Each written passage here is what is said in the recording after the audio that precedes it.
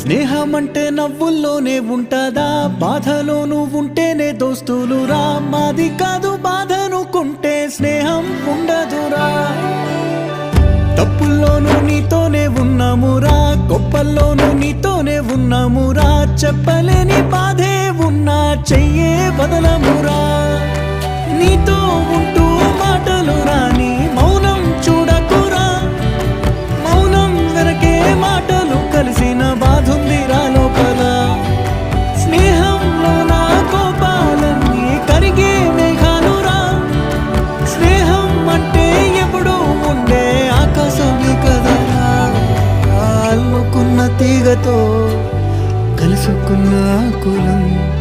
స్నేహమన్న మాటలో ముచ్చటైన ముకురం.